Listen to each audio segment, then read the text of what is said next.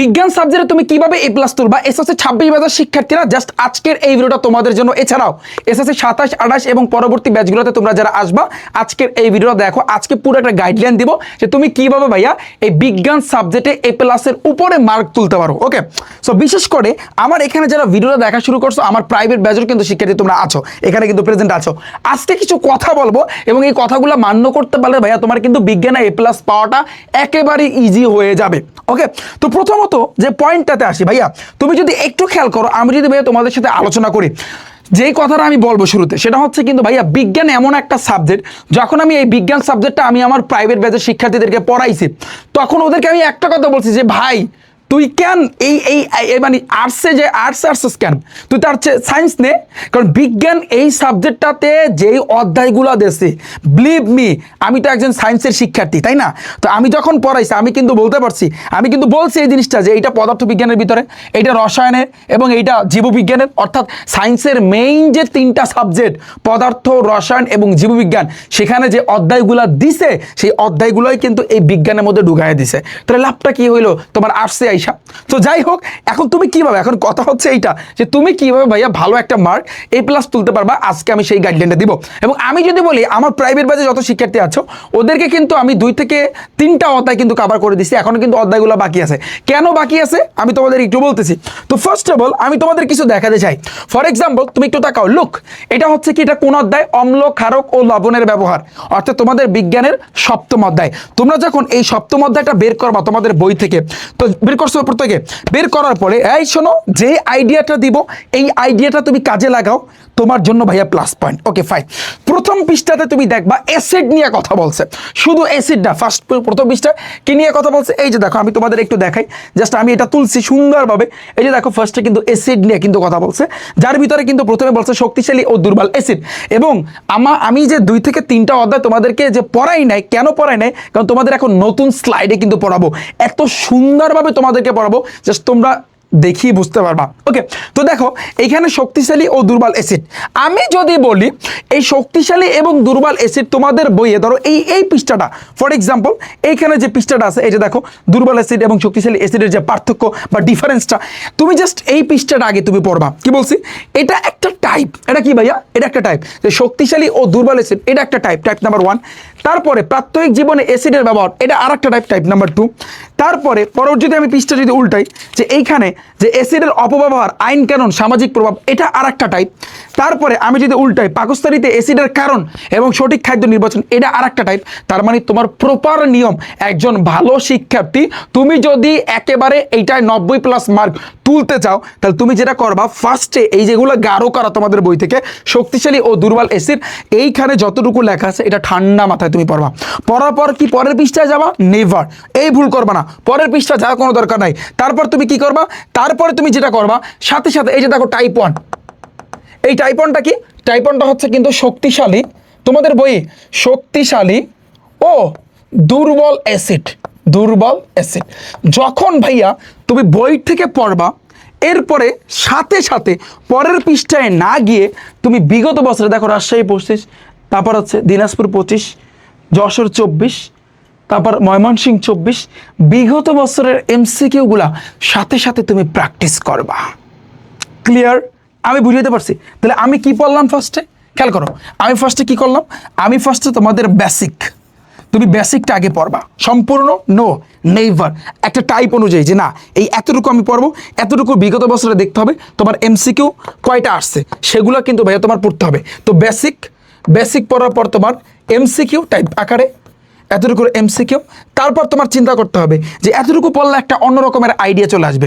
এখান থেকে সংক্ষিপ্ত প্রশ্ন, যে কি কোশ্চেন আসতে পারে বা সৃজনশীলে কি কোশ্চেন আসতে পারে, এটা তোমার একটা অন্য রকমের আইডিয়া কিন্তু মাথায় চলে আসবে। তার মানে সবচেয়ে মেইন যে বিষয়টা ভাইয়া, বেসিক ধরো তুমি 1 পৃষ্ঠা পড়লা, বেসিক 1 পৃষ্ঠা, ওই পৃষ্ঠার ভিতরে বিগত বছরের যত এমসিকিউ আছে সাথে সাথে তুমি কভার করবা। এইটাই হচ্ছে প্রপার নিয়ম। এইভাবে এরপরে কি? এর পরের পৃষ্ঠায় তুমি যাবা প্রাত্যহিক জীবনে অ্যাসিডের ব্যবহার ও সাবধানতা, এখান থেকে তুমি পড়বা। পড়ার পরে তুমি দেখবা বিগত বছরে এতটুকুর ভিতর থেকে যে কোশ্চেনগুলো আসছে সাথে সাথে তুমি পড়বা। যেমন আমরা কিন্তু সেগুলোই সাথে দেখো এই টাইপ 1 কিন্তু আমাদের কতগুলো এমসিকিউ, অনেকগুলো টাইপ 1 কিন্তু অনেকগুলো ভাই এমসিকিউ, অনেকগুলো, এর কোনো হিসাব নাই, এর কোনো হিসাব নাই। এগুলো বিগত বছরে আসছে, প্রত্যেকটা এমসিকিউ বিগত বছরে আসছে, বিগত বছরের ছাড়া এগুলো কিন্তু আমরা দেই নাই। দেখো এবার কিন্তু এই টাইপ 2, এই যে টাইপ 2, এইগুলো হচ্ছে তোমার টাইপ 2 এর এমসিকিউ, অর্থাৎ তুমি বই পড়বা তারপর এমসিকিউ সলভ করবা, বই পড়বা এমসিকিউ সলভ করবা।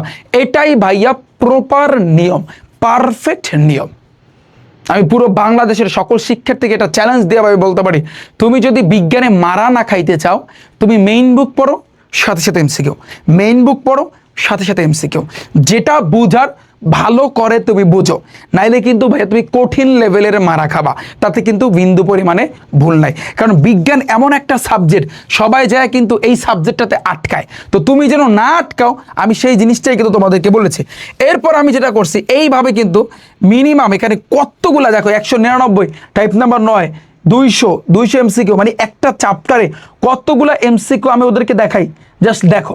এরপরে আমি যেটা করি ওদেরকে দেখো, তারপর তো সৃজনশীল, এখানে টপ সৃজনশীল, তো যারা মেইন বুক পড়বা তোমরা সৃজনশীল এমনিতেই পারবা। এরপর আসছে কিন্তু ভাইয়া তোমাদের ক এবং খ, বিশেষ করে সংক্ষিপ্ত প্রশ্ন কি কি করতে হবে। তুমি চিন্তা করো ভাইয়া, এই যে অম্ল কাকে বলে, অম্ল কাকে বলে, অ্যাসিডিক অ্যাসিড কি, অ্যান্টাসিড কি, তারপর এই কুমিল্লা বোর্ডে আসছে এগুলা, তারপর অ্যাসকর্বিক অ্যাসিড, অ্যাসিডিটি, মানে এগুলো প্রত্যেকটা বোর্ডে আসছে। এগুলো হচ্ছে কিন্তু জ্ঞানমূলক কোশ্চেন, যেগুলো কিন্তু আমি লাস্টে কিন্তু দিয়ে দিছি। এই যে জ্ঞানমূলক যে কোশ্চেনগুলো, এগুলো তোমার পড়তে হবে, যেগুলো বোর্ডে আসছে। তারপর আসছে কিন্তু সংক্ষিপ্ত প্রশ্ন, সংক্ষিপ্ত প্রশ্নগুলো টাইপ আকারে কিন্তু দিছে, যেমন অ্যাসিড এবং অ্যাসিডের ব্যবহার থেকে কি কি কোশ্চেন কিন্তু আসতে পারে। এটা দেখো টাইপ আকারে কিন্তু সুন্দরভাবে দেওয়া, এটা দেখো একটু খেয়াল করো, সুন্দরভাবে কিন্তু দেওয়া। এইভাবে কিন্তু ভাইয়া তোমার একটা চ্যাপ্টার কমপ্লিট করতে হবে। এখন তুমি কোশ্চেন করতে পারো যে ভাইয়া লাস্ট মুহূর্তে আইসা এত টাইম আমি কোথায় পাবো, ভাইয়া লাস্ট মুহূর্তে আইসা এত টাইম আমি কোথায় পাবো।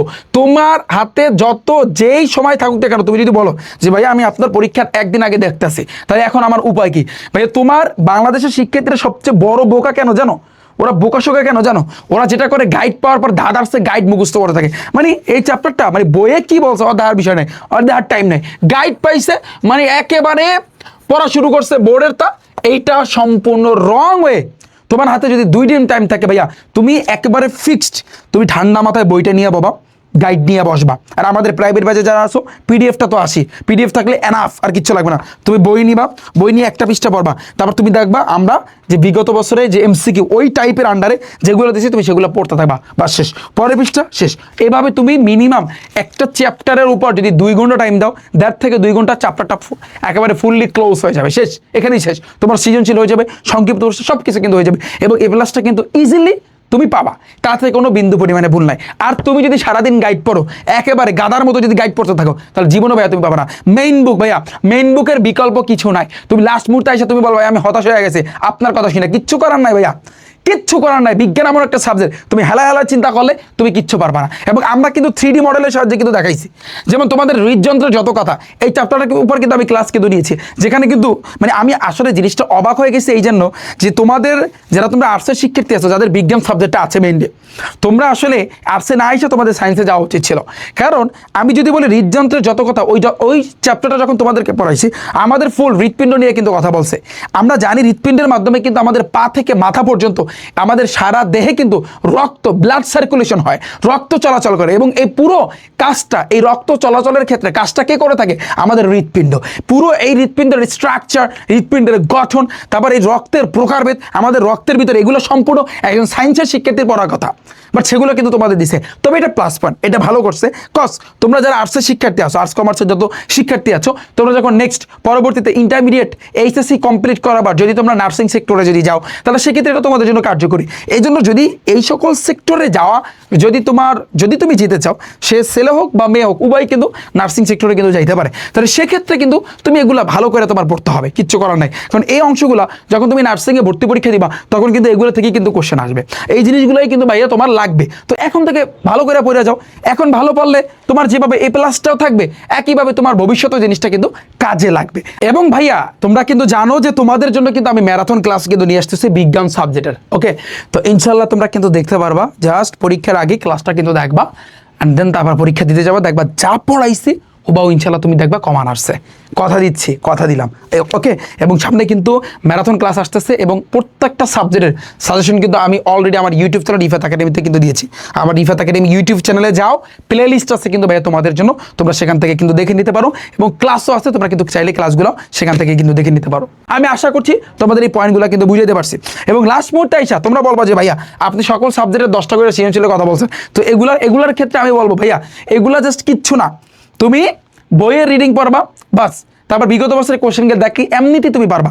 বই মেইন হয়েছে কিন্তু তোমার বই পড়তে হবে। তো আমি আশা করছি তোমরা বুঝতে পেরেছো। তো দেখা হচ্ছে কিন্তু বাইরে তোমাদের সাথে। আর আমার ব্যাচে যারা আছো, জাস্ট তোমাদের যে কয়টা চ্যাপ্টার বাকি আছে আমি অলরেডি কিন্তু সেই জিনিসগুলো সাজাইছি, দেখো সেগুলো কিন্তু আমি সাজাইছি, এরকমভাবে কিন্তু প্রত্যেকটা সাজাইছি, এত সুন্দরভাবে স্লাইডগুলো তৈরি করছি, জাস্ট এগুলো তোমাদেরকে পড়াবো এবং এগুলো দিয়ে পড়াবো, এবং একটা ক্লাসে ইনশাল্লাহ আমি কাভার করে দেবো বাকি যে কয়টা অধ্যায় আছে। তো দেখা হচ্ছে কিন্তু বাইরে তোমাদের সাথে। আল্লাহ হাফেজ।